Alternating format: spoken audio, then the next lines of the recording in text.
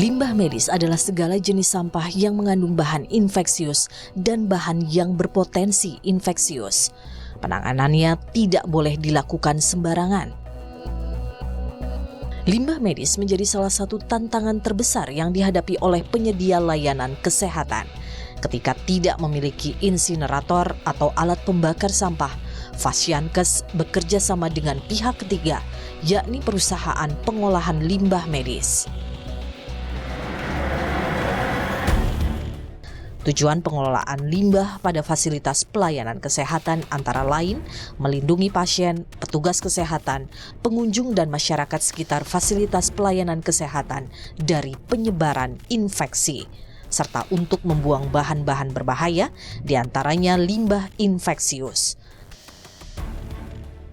Limbah infeksius merupakan limbah yang telah terkontaminasi dengan cairan dan tubuh pasien, dapat berupa masker, jarum suntik, hingga botol dan selang infus. Limbah infeksius harus dimusnahkan dengan insinerator.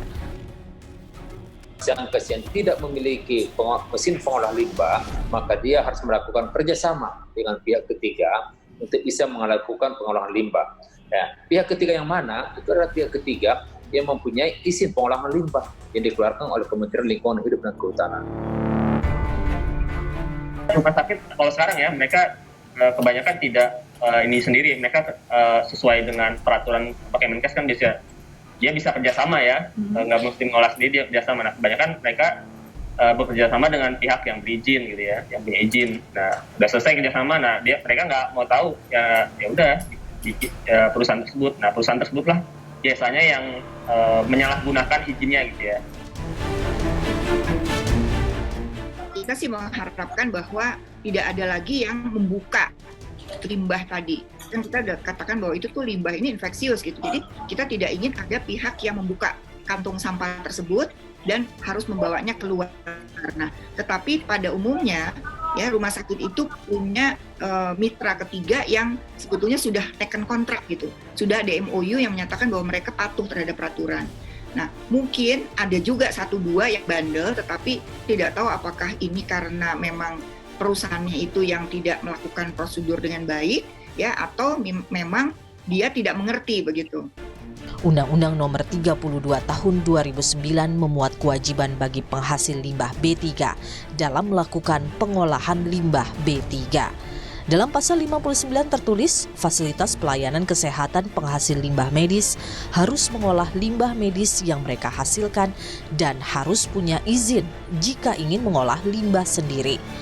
Jika tidak mampu, Fasiankes bisa menyerahkan kepada pihak lain yang berizin dan izin pengelola limbah medis harus dapat persetujuan dari Kementerian Lingkungan Hidup. Kalau dari Fasiankes tetap di insinerator. Semua limbah yang dari fasilitas kesehatan ya pelayanan kesehatan, masker, jarum suntik, selang infus, terus botol infusnya, kemasan botol obat, terus kardus-kardus botol obat, bahkan kemarin saya terima itu tempat makanan yang dari sisa bekas pasien COVID, itu box makanan, mungkin dari rumah sakitnya dianggap itu adalah limbah infeksius ya, karena kan dari pasien positif, itu masuk di kami. Harga yang harus dibayar untuk mengelola limbah medis yang tak murah kerap dituding jadi musabab ada fasilitas layanan kesehatan yang tak patuh memenuhi aturan.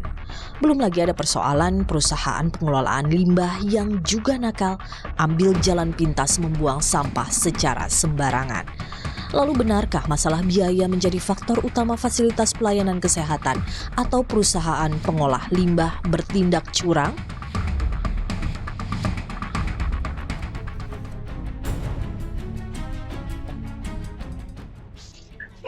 Kalau saat ini dalam wabah pandemi COVID-19, saya tidak menemukan rumah sakit yang kemudian tidak mengelola limbah medis. Kenapa? Karena kami betul-betul memberikan jalan keluar dan staf-staf kami di sini memastikan betul rumah sakit itu dia bawa kemana limbah infeksius. Pada saat ini itu yang dikedepankan bukan penegakan hukum, tapi bagaimana mencarikan solusi agar limbah infeksiusnya itu bisa terkelola.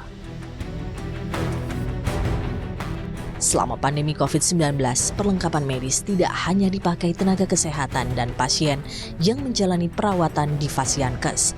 Masyarakat biasa juga turut memakai peralatan medis yang juga mengakibatkan peningkatan jumlah limbah medis, seperti penggunaan masker medis. Sekarang tuh limbah medisnya, terutama masker, APD itu meningkat drastis, dan di masyarakat juga APD meningkat drastis. Itu banyak APD, kalau dulu masker itu hanya banyakkan di kota-kota besar yang polusinya tinggi.